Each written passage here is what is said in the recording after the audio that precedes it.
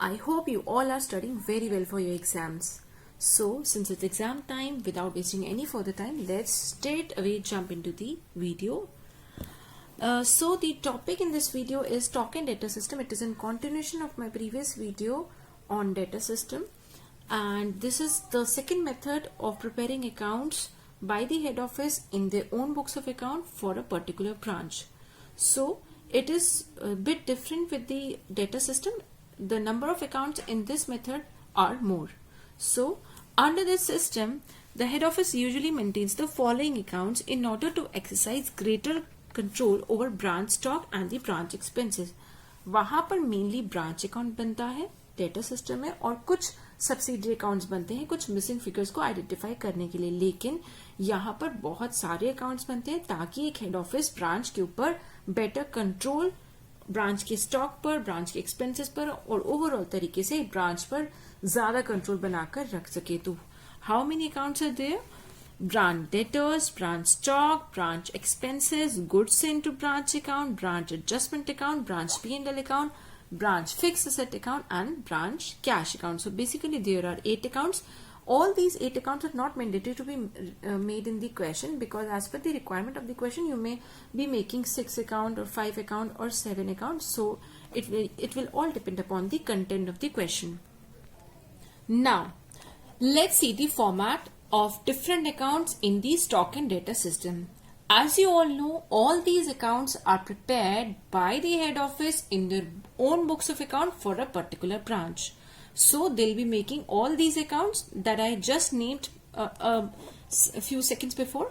These accounts are, so the number one is branch stock account. Now see what will be the format. All those items that will increase the value of stock, that is plus, they will come on the debit side, and all the items that will reduce the stock in the business, in the branch, they will come in the credit side, that is minus side. So the very first item is the opening balance of the stock which is already lying with the branch. There can be two components in this. There may be some stock which is lying in the warehouse of the branch. So I have written at branch, and there may be few items that are still in transit. They are coming from head office. वो भी रास्ते में आ रहे हैं, पर ये opening balance है, शुरू में ही ऐसा है. So these are the two components of the opening balance. The moment I write this opening balance of stock here, I have to write the stock reserve, that is the loading included in this opening stock, in my branch adjustment account as well. Branch adjustment is a sort of trading account. Now the next item will be the stock, the goods that are received by a branch from the head office. So the entry is branch stock debited, debit what comes in, to goods sent to branch. यहाँ पर head office का सामान जा रहा है तो credit word goes out, और बदले में क्या बढ़ रहा है? ब्रांच स्टॉक बढ़ रहा है. तो branch stock debited to goods sent to branch account. तो अब स्टॉक बढ़ गया, ये वाला आइटम यहाँ पर आएगा. देन बारी आती है, अब हम जो सामान शुरू में पड़ा था और जो सामान अभी और आया है, इसका करना क्या है? इसको क्या हम रख लेंगे? नहीं, इसको बेचना ही तो है. तो आओ बेचना शुरू करते हैं. सबसे पहले हम इसे बेचेंगे कैश में, बाय ब्रांच कैश अकाउंट. कुछ लोग हमसे उधार पे खरीदना चाहेंगे तो बाय ब्रांच डेटर्स अकाउंट. और जो सामान हमें आया था, हमें पता चला इसमें से कुछ सामान डिफेक्टिव भी है, तो हम इसे ऑपोजिट साइड पे एंट्री करके, उल्टा करके वापस हेड ऑफिस को रिटर्न कर देते हैं. तो by goods sent to branch account, these are the return of goods to the head office और टू दी अदर ब्रांच. ऐसा हो सकता है कुछ सामान हेड ऑफिस से आया हो और कुछ सामान दूसरे ब्रांचेस से आया हो. जहां से आया है डिफेक्टिव सामान, वहीं को वापस चला जाएगा. उसके बाद बारी आती है, ऐसा हो सकता है कि हमारे बिजनेस में कोई फायर लग गई है, या कोई चोरी हो गया, या कोई टूट फूट हो गई है. इसे कहते हैं एबनॉर्मल लॉस. ऐसा लॉस जो कि हमने कभी एक्सपेक्ट नहीं किया था, उम्मीद नहीं किया था. ऐसा लॉस जिसके हमने कभी एक्सपेक्टेशन ही नहीं की थी. इसके अंदर जो प्रॉफिट का फिगर शामिल होता है, उसके लिए हमारे पास ब्रांच एडजस्टमेंट अकाउंट है. लेकिन abnormal loss is a item of loss, और you can say an expense. So it will be the cost price of such abnormal loss will be taken in the P&L account, जहां पर सारे खर्चे नुकसान लिए जाते हैं in the debit side. So by branch adjustment it will have the loading. So The loading of the abnormal loss is taken as by branch adjustment, but the cost price of the abnormal loss is taken as by branch P&L. Basically, we are splitting the abnormal loss into two parts. Profit वाला हिस्सा जाएगा adjustment में, जिसे हम loading कहते हैं, और cost price वाला हिस्सा जाएगा P&L में, खर्चे की तरह. नॉर्मल लॉस, ये तो हमें पहले से ही पता था, ये तो होना ही होना था, इतना तो ऑलरेडी निर्धारित था, निश्चित ही था. It was certain to be happened. So we had already since we were sure about it, it will be adjusted in the by branch adjustment account, and after that, at the end, I will take the closing stock by balance carried on. Closing stock can also be of two types. वो closing stock जो branch के ware house में पड़ा हुआ है, और वो closing stock जो रास्ते में है, हेड ऑफिस से ब्रांच की तरफ आ रहा है. जब आप ये सारी चीजें लिख लेंगे, देन उसके बाद आप डेबिट और क्रेडिट साइड का टोटल करेंगे. अगर क्रेडिट साइड डेबिट से ज्यादा आती है तो आपका आंसर सरप्लस आएगा. तो आप लिखेंगे, you will transfer this surplus figure to the branch adjustment account. You will write down to branch adjustment account surplus due to the sale of goods at a higher price than invoice price. जितना invoice price head office ने branch को बताया था, उससे भी ज्यादा दाम पे एक ब्रांच ने हेड सामान बेच दिया, तो बदले में क्या अर्न किया? सरप्लस. अगर ऐसा नहीं होता कि क्रेडिट ज्यादा है, बल्कि उल्टा होता है कि डेबिट साइड ज्यादा है, तो आपका आंसर शॉर्टेज माना जाता है, because you suffered a shortage of goods. Surplus is because of selling the goods at a higher price than invoice price. But दूसरा शॉर्टेज भी हो सकता है, सामान की शॉर्टेज या selling the goods at a price lower than the invoice price. Shortage के हम दो पार्ट्स करेंगे, एक लोडिंग वाला और एक उसका कॉस्ट प्राइस वाला. लोडिंग वाला पार्ट आपका जाएगा ब्रांच एडजस्टमेंट में, बट जो कॉस्ट प्राइस वाला पार्ट होगा वो जाएगा प्राय ब्रांच P&L में. So that is how the branch stock account will be made. Now it is the turn of branch debtors account. It is quite similar to the branch debtors that we did in the debtor system. Again, the logic is same. All those items that are increasing the value of debtors will come on the debit side, and all those items which are decreasing the value of debtors will come on the credit side, that is the minus side. So, सबसे पहला item आता है opening debtors to balance drawdown. Then आपका item आता है और उधार पर सामान बेचना to branch stock account bracket में credit sales. Then बात आती है, कुछ कस्टमर्स ने हमें पैसे दे दिए तो बाय ब्रांच कैश अकाउंट. कुछ कस्टमर्स ने डायरेक्टली हेड ऑफिस को पैसे दे दिए तो हेड ऑफिस का कैश पड़ेगा. पहले ब्रांच कैश पड़ा था, अब हेड ऑफिस का कैश पड़ा है. कुछ कस्टमर्स ने बिल्स रिसीवेबल थमा दिया तो by bills receivable account because entries b are debited to branch debtors. कुछ कस्टमर्स ने जिनको सामान उधार पे बेचा था, सामान पसंद न आने के कारण, डिफेक्टिव होने के कारण वापस कर दिया bye branch stock account bracket में सेल्स रिटर्न. उसके बाद कुछ कस्टमर्स ने ब्रांच को सामान वापस करने के बजाय डायरेक्टली हेड ऑफिस के अंदर सामान वापस भिजवाया तो by goods sent to branch account returns directly to head office. Then at the end you will write down by branch expenses. Account में आप एक खर्चा लेके जाएंगे जिसका नाम है बैड डेट्स. कुछ कस्टमर्स ने पैसे फाइनेंशियल क्रंच के कारण, इंसॉल्वेंसी होने के कारण हमारे पैसे नहीं दिए तो वो जाएगा बैड डेट्स. और कुछ को डिस्काउंट दिया तो वो भी डेटर्स की वैल्यू को कम कर रहा है. ऐसा हो सकता है कि जिन्होंने मुझे बीआर दिया था उनका बीआर टाइम आने पर डिसऑनर हो जाए तो वापस से वो मेरे डेटर बन जाएंगे. उनसे पैसे तो मैं लूंगी, उन्हें रिलीव नहीं कर सकती बिना पैसे लिए, तो इसकी एंट्री रिवर्स हो जाएगी टू बिल्स रिसीवेबल करके ब्रैकेट में bills dishonoured. And this is how the branch debtors account is made and it is closed. And then now will make branch expenses account. Branch expenses में वो सारे खर्चे आएंगे जो हमारी ब्रांच ने इनकर किए हैं. ऐसे कुछ खर्चे हो सकते हैं जो ब्रांच ने खुद अपने कैश से, ब्रांच कैश मीन्स ब्रांच का खुद का वॉलेट, ब्रांच ने अपने कैश से दिए तो to branch cash. Branch expenses debited to branch cash. ये एक्सपेंसेस वो हैं जो ब्रांच ने खुद पे किए हैं. फिर कुछ वो एक्सपेंसेस जो एक्सपेंसेस हेड ऑफिस ने ब्रांच के लिए पे किए तो to cash account expenses paid by the HO. और वो खर्चे जो ब्रांच डेटर्स में हमने रिकॉर्ड किए थे, क्योंकि उनकी वजह से हमारा बैड डेट्स हो गया डेटर्स की वजह से, या उनको हमने डिस्काउंट अलाउ किया, तो ये फिगर आ रहा है टू ब्रांच डेटर्स अकाउंट से. ये दोनों फिगर इनर कॉलम में लिखकर हम आउटसाइड कॉलम में इसका टोटल लिखेंगे. उसके बाद आता है आपका to branch fix asset account. ये होगा डेप्रिसिएशन का फिगर. अगर आपके क्वेश्चन में कुछ इस तरह का फिक्स एसेट और उनका डेप्रिसिएशन का रेट दिया हुआ है तो उसके बाद ये सारे एक्सपेंसेस को आप टोटल करके ट्रांसफर कर देंगे खर्चों के अकाउंट में जिसका नाम है P&L account by branch P&L account balance figure. और ये चला जाएगा P&L अकाउंट से, ब्रांच एक्सपेंसेस अकाउंट से ब्रांच P&L में चला जाएगा. It will go like this.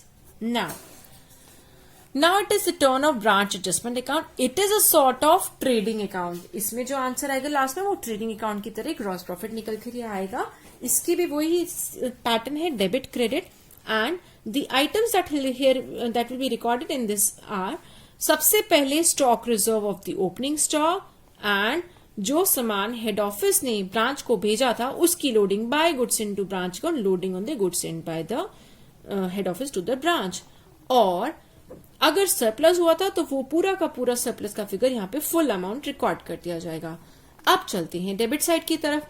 जो सामान ब्रांच ने हेड ऑफिस को वापस कर दिया था उसकी लोडिंग जाएगी डेबिट साइड पे, और जो सामान ब्रांच के डेटर्स ने डायरेक्टली हेड ऑफिस को भेज दिया था उसकी भी लोडिंग जाएगी यहीं पर, क्योंकि ये सब गुड्स इनटू ब्रांच में रिकॉर्ड किया जाता है.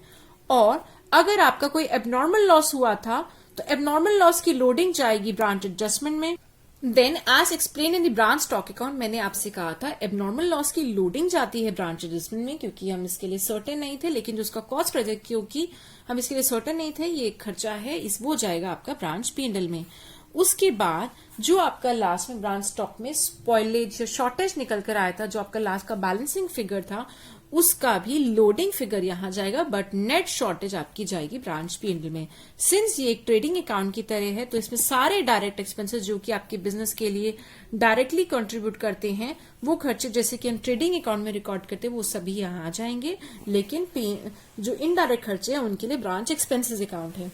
देन उसके बाद लास्ट में आता है आपका क्लोजिंग स्टॉक की लोडिंग, जिसका नाम है to stock reserve, loading on the closing stock. Finally आप इस ब्रांच एडजस्टमेंट को टैली करेंगे. टैली करके आपको पता चलता है कि ग्रॉस प्रॉफिट या ग्रॉस लॉस हुआ है, तो आप इस ग्रॉस प्रॉफिट को ट्रांसफर कर देंगे ब्रांच P&L में. To gross profit transfer to branch P&L. यहां पर आप लिखेंगे ब्रांच P&L में by gross profit transfer from branch adjustment account. अब बारी आती है ब्रांच P&L की. चेक करना है फाइनली प्रॉफिट हुआ या लॉस, तो सबसे पहला तो लिखना है यहाँ पे cost price of shortage, cost price of abnormal loss और सारे इनडायरेक्ट खर्चे. बात खत्म.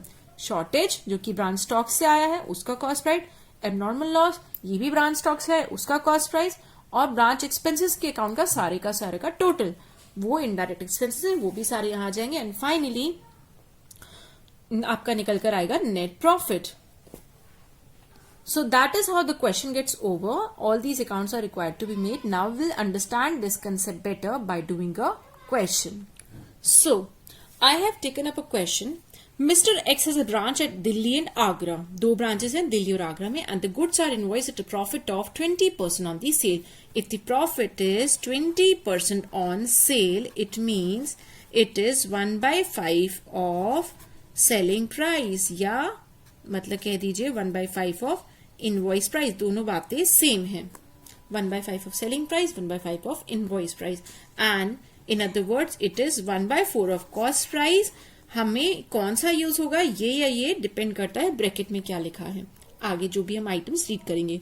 Following information is available of the transaction at the Delhi branch for the year ending 31 March 2016. First of all, you are given opening stock, opening debtors, opening petty cash. Then उसके बाद पहला item आता है goods into branch at invoice price. Goods returned by the branch to the head office. Cash sales, credit sales, normal loss, goods pilfered. Good pilfered means good damage. Goods lost by fire. So these both are basically abnormal losses. Then for abnormal losses, for the loss by fire, the insurance company is paying ₹3,000. Cash is being sent by the head office for petty expenses to the Delhi branch, 32,000. Bad debts at Delhi branch. Goods transferred to Agra branch under the instruction from head office.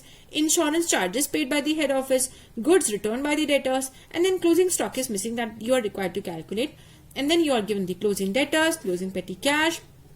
Goods transferred to the Agra branch were in transit given above. On 31 March 2016 जो सामान हमने Agra branch को भेजा है वो अभी transit में है. तो let's start the question. First of all we will take the opening stock. We will write down to balance brought down 40,000. Then after that the next item given to you is opening debtors. To balance brought down 40,000. Then the next item is so in the Delhi branch debtors account, I will write down two balance brought down 12,000 given to me in the question. Then Delhi branch petty cash account, to balance brought down 150 rupees. Then after that, the next item given to me in the question is goods sent to branch at invoice price 4,20,000. So I will write down in the branch stock account, I will write down to goods sent to branch account 4,20,000. Then after that, अब हमें क्या करना है, जो अभी हमने लिखा है ओपनिंग स्टॉक और हमने लिखा है गुड्स सेंट टू ब्रांच, इसकी लोडिंग साथ के साथ हम लिखेंगे अपने ब्रांच एडजस्टमेंट में. तो आइए लिखते हैं. ये है हमारा ब्रांच एडजस्टमेंट अकाउंट. इसमें ओपनिंग स्टॉक की लिखेंगे लोडिंग बाय स्टॉक रिजर्व, और हम लिखेंगे अपनी by branch stock by goods sent to branch account. ये होगी लोडिंग आपकी, जो सामान 4,20,000 का आया है उसका 1/5, ये होगी उसकी loading. So the figures will be 8,000 for the opening stock की loading and 84,000 for the goods sent to branch की loading. Okay, so next, the next item given to you in the question is good return by the branch to head office. अब आपके पास opening stock पहले से था, opening stock था और सामान आ गया 4,20,000 का. तो आपको क्या करना है, अब आपको इस सामान को बेचना है और अगर कुछ सामान डिफेक्टिव है तो वापस करना है. तो आप यहां पे लिखेंगे by goods into branch account, bracket में रिटर्न्स 15,000, और इस 15,000 का 1/5 जो कि होगी इसकी लोडिंग, वो जाएगी ब्रांच एडजस्टमेंट. सो आप दिल्ली ब्रांच एडजस्टमेंट अकाउंट के अंदर डेबिट साइड पे लिखेंगे to goods into branch account, bracket में लोडिंग ऑफ रिटर्न्स. ये होगा 15,000 का 1/5, that is 3,000 rupees. Now as per the question, The next thing is cash sales and the credit sale. अब आपके पास 40,000 का सामान पड़ा था, 4,20,000 का और आ गया, तो अब क्या करेंगे, सामान बेचना शुरू करेंगे. तो सबसे पहले हमने 1,05,000 में बेचा कैश में, कैश सेल्स करी, और 1,80,000 में हमने उधार पर सामान बेचा, दैट इज क्रेडिट सेल्स करी. जो कैश सेल्स करी वो जाएगा बाय ब्रांच कैश में, और जो हमने क्रेडिट सेल्स करी है वो जाएगा आपका ब्रांच डेटर्स अकाउंट में. सो हम इसको ब्रांच कैश और ब्रांच डेटर्स में लिखेंगे. ब्रांच कैश के अंदर आप लिखेंगे by two branch stock account 1,80,000. ये आपके डेटर्स को और बढ़ा दिए हैं उन्होंने 1,80,000 से. Now the next item is normal loss at invoice price. Normal loss का पूरा अमाउंट, सिंस हम सर्टेन थे, हमें पहले से पता था कि लॉस होना ही होना है, तो आप लिखेंगे बाय ब्रांच एडजस्टमेंट अकाउंट. ये होगा आपका नॉर्मल लॉस, ये होगा full amount, that is 350 rupees. उसके बाद आपको क्वेश्चन कह रहा है गुड्स पिलफर्ड एट इनवॉइस प्राइस 3,000. तो बाय ब्रांच एडजस्टमेंट, गुड्स पिलफर्ड जो है ये डैमेज है, ये एक तरह का एबनॉर्मल लॉस है. तो इसके दो पार्ट करेंगे, loading and cost price of what, of pilferage. तो loading of cost price of pilferage हम लिखेंगे. तो ये लिखने से आप लिखेंगे by branch adjustment loading of pilferage. Pilferage है 3,000 की, तो वो इनवॉइस प्राइस पे है. 3,000 का 1/5 ऑफ 3,000 इज 600 रुपीज. 600 रुपीज जो हो गया वो होगा लोडिंग, और जो कॉस्ट प्राइस हो गया वो हो गया 2,400. तो 600 प्लस 2,400 इज 3,000. ये जाएगा कॉस्ट प्राइस, इसका जाएगा P&L के अंदर. उसके बाद बात आती है गुड्स लॉस बाय फायर की, जो कि एक तरह का नॉर्मल लॉस है, उसके भी दो टुकड़े कर देंगे. तो ब्रांच एडजस्टमेंट में जाएगा उसका loading of loss by fire, और उसका जो कॉस्ट प्राइस है वो जाएगा बाय ब्रांच P&L में. ब्रांच P&L में जाएगा उसका CP of loss by fire. कितना अमाउंट है, अमाउंट क्वेश्चन कहता है 4,000. 4,000 का करेंगे 1/5. 1/5 हो गया लोडिंग एंड 4/5 हो गया उसका कॉस्ट प्राइस. तो 4,000 का 1/5 मीन्स 800 हो गया लोडिंग, और उसका कॉस्ट प्राइस हो गया 3,200 रुपीज. सो अब हम इन आइटम को उनकी रिस्पेक्टिव जगह पे भेज देंगे. Normal loss, loading of pilferage, cost price of pilferage, and loading of loss by fire, and cost price of loss by fire. So ये है आपका दिल्ली ब्रांच एडजस्टमेंट अकाउंट. इसी के अंदर हम लिखेंगे टू ब्रांच स्टॉक अकाउंट. एक बार आ जाएगा normal loss to branch stock account, एक बार आ जाएगा आपका लोडिंग ऑफ पिलफरेज, और टू ब्रांच स्टॉक अकाउंट एक बार आ जाएगा आपका loading of loss by fire. So normal loss का फुल अमाउंट है 350, लोडिंग ऑफ पिलफरेज का अमाउंट है 600 and loading of loss by fire का अमाउंट है 800 rupees. Now the next, so we have done this whole column. Now the next item given to us in the question is insurance company paid to head office for loss by fire at Delhi 3000 rupees. This is a sort of income, so it will be taken to the credit side of branch P&L account. This is the Delhi branch P&L account. We will write down here by insurance claim 3000 rupees. Now the next item is cash sent for petty expenses 32,000 and bad debts at Delhi branch 400 rupees. So we will go to the petty cash account and we had already written two balance brought down 150 rupees. We will further write down ये cash 32,000 का, ये basically cash जा रहा है head office का, इसलिए हम लिख रहे हैं टू कैश अकाउंट 32,000 और उसके बाद हमें लिखने हैं बैड डेट्स जो कि जाएंगे आपके ब्रांच डेटर्स के अंदर, तो आप लिखेंगे बाय ब्रांच एक्सपेंसेस अकाउंट, क्योंकि बैड डेट्स एक तरह का खर्चा है तो वो हम पहले जाएगा ब्रांच एक्सपेंसेस में 400 रुपीज। यहीं पे हमने बनाया है ब्रांच एक्सपेंसेस अकाउंट, तो हम यहाँ लिखेंगे टू ब्रांच डेटर्स अकाउंट, ये खर्चा वहां से निकल कर आया है 400 रुपीज के बैड डेट्स। उसके बाद आपको अगला आइटम दिया हुआ है कि कुछ गुड्स जो हैं आगरा ब्रांच को ट्रांसफर कर दी गई है हेड ऑफिस के इंस्ट्रक्शंस पर 12,000 की, तो ये आपके दिल्ली के ब्रांच के स्टॉक को कम कर देगी। तो आप यहां पर लिखेंगे by goods sent to branch account bracket में transferred, goods sent to branch bracket में किसको ट्रांसफर हो गए, ट्रांसफर टू आगरा, तो TR to Agra. Now these are 12,000 और इनके अंदर की भी लोडिंग जो कि है 1/5 वो जाएगी आपकी ब्रांच एडजस्टमेंट अकाउंट में, वो बन गई 2400 रुपीज। तो आप ब्रांच एडजस्टमेंट में लिखेंगे to branch stock account, this is load, no not to branch stock, to goods sent to branch bracket में गुड्स ट्रांसफर टू आगरा की loading, so it will be 2400 rupees, that is it is 12,000 का 1/5. Now further the next item given to you in the question is insurance charges paid by head office. तो ये खर्चा है जो कि head office वाले beer कर रहे हैं और हमने खर्चों का अकाउंट बनाया है ब्रांच एक्सपेंसेस अकाउंट, तो हम दिल्ली ब्रांच एक्सपेंसेस में लिखेंगे टू कैश अकाउंट ब्रैकेट में insurance charges and these are 200 rupees. उसके बाद 500 रुपए के गुड्स हमारे डेटर्स ने रिटर्न कर दिए हैं, goods return bye debtors 500 rupees. तो ये सामान जो है ये हमारे स्टॉक को फिर से इंक्रीज कर देगा, तो स्टॉक जब बढ़ता है तो डेबिट साइड पर आता है, तो टू ब्रांच डेटर्स अकाउंट आपका स्टॉक बढ़ गया है 500 रुपीज से, तो आप लिखेंगे टू ब्रांड डेटर्स अकाउंट 500 और यही ब्रांड डेटर्स के अंदर भी सिमिलर एंट्री होगी एक तरह की सेल्स रिटर्न की, तो आप ब्रांच डेटर्स में लिखेंगे जब सेल्स करी थी तो 1,80,000 की डेबिट साइड पे आएंगी और जब वापस हो गया है सामान तो bye branch stock account bracket में सेल्स रिटर्न, ये है आपका 200 रुपए का और ये भी जाएगा क्रेडिट साइड पे। उसके बाद बात आती है क्लोजिंग डेटर्स की।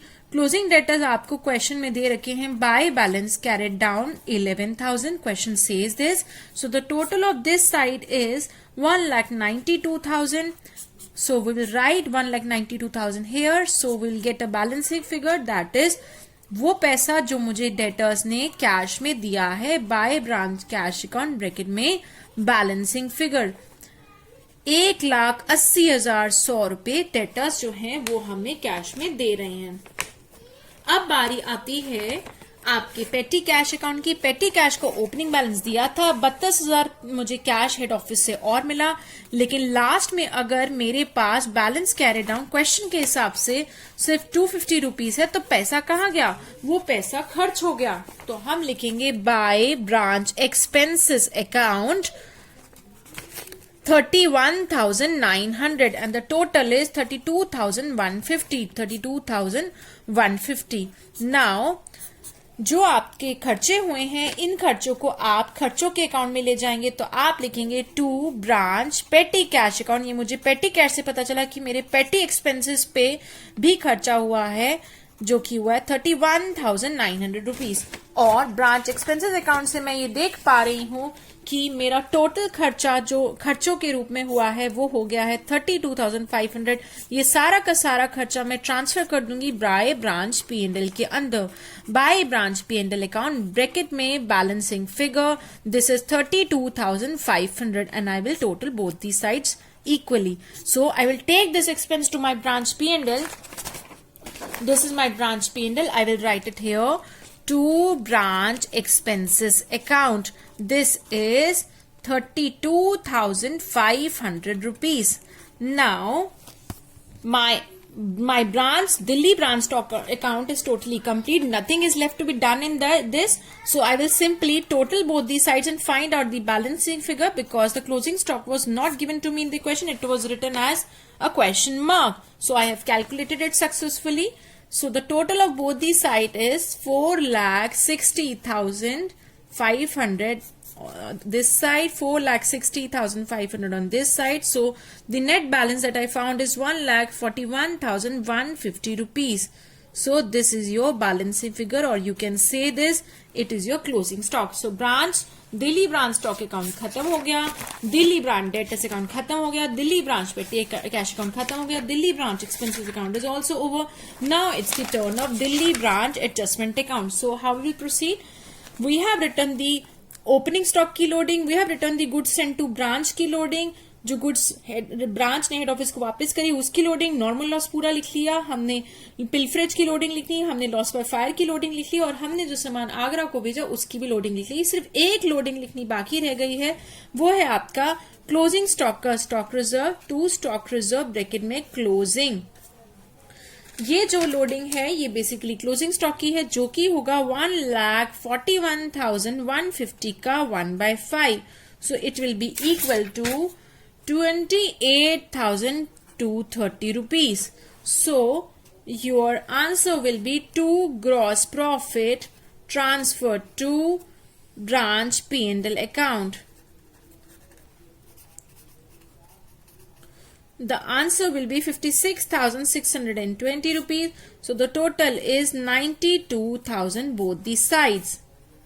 This gross profit will be taken to the branch P&L.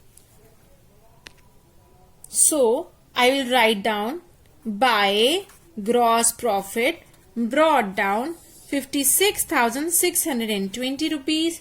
Then उसके बाद मैंने खर्चे तो लिख लिए हैं, जो चीज रह गई है वो रह गया है पिलफरेज और लॉस बाय फायर का कॉस्ट प्राइस. तो to branch stock account, this is your cost price of pilferage, and to branch stock account, this is your cost price of loss by fire. So your amounts will be pilferage का है 2,400 और loss by fire का है 3,200, and your answer will be 21,520 rupees. This will be net profit transferred to general P&L account. So the total of both these sides is 59,620 rupees. 59,620 rupees. So goods into branch account अगर हम बनाते हैं तो सबसे पहली entry होगी वो सामान जो ब्रांच को भेजा गया था हेड ऑफिस के थ्रू. तो हम लिखेंगे बाय ब्रांच स्टॉक. ये था 4,20,000 का, बट सामान के अंदर 15,000 का सामान डिफेक्टिव पाया गया, तो टू ब्रांच स्टॉक अकाउंट 15,000. उसके बाद आपको करना है जो सामान आपने आगरा को ट्रांसफर कर दिया वो भी है टू ब्रांच स्टॉक अकाउंट 12,000. उसके अलावा लिखी जाएंगी सारी लोडिंग. तो हम ब्रांच एडजस्टमेंट की बार बार बात करेंगे. बाय ब्रांच एडजस्टमेंट, ये एडजस्टमेंट के अंदर वो दोनों फिगर आएंगे जो कि सामान रिटर्न हो गया या आगरा को चला गया. तो बाय ब्रांच एडजस्टमेंट एंड दोबारा से बाय ब्रांच एडजस्टमेंट, ये है लोडिंग. तो जो सामान वापस चला गया 15,000 का 1/5, 3,000 ये उसकी लोडिंग मतलब कि इसकी, और 12,000 की लोडिंग होगी 2,400 रुपीज. अब बारी आती इसकी लोडिंग लिखने की. तो आप यहां लिखेंगे to branch adjustment account, bracket में ये सेंट सामान है, जो सामान हेड ऑफिस ने ब्रांच को भेजा था 84,000 रुपीज, दैट इज 4,20,000 का 1/5। उसके बाद आपको इस जो सामान बच गया इस लेन देन में, वो सारा का सारा सामान आपके ट्रेडिंग अकाउंट के मेन परचेजेस में चला जाएगा। तो आप इसके बैलेंस को ट्रांसफर करेंगे to purchases account 3,14,400 rupees, and the total of both the side will be 4,25,400, 4,25,400 rupees. Now the last is the stock reserve.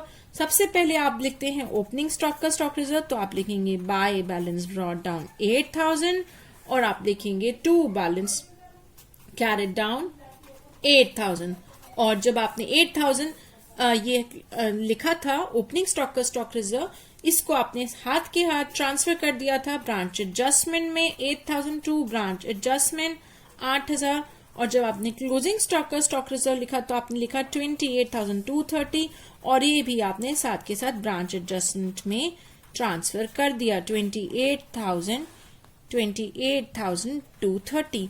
तो ओपनिंग आपका है ये क्लोजिंग ओपनिंग स्टॉक का स्टॉक रिजर्व और उसका ट्रांसफर ब्रांच एडजस्टमेंट में, ये है क्लोजिंग स्टॉक का स्टॉक रिजर्व और ये है उसका ट्रांसफर ब्रांच एडजस्टमेंट में। And the total of both the side is 36,230, 36,230.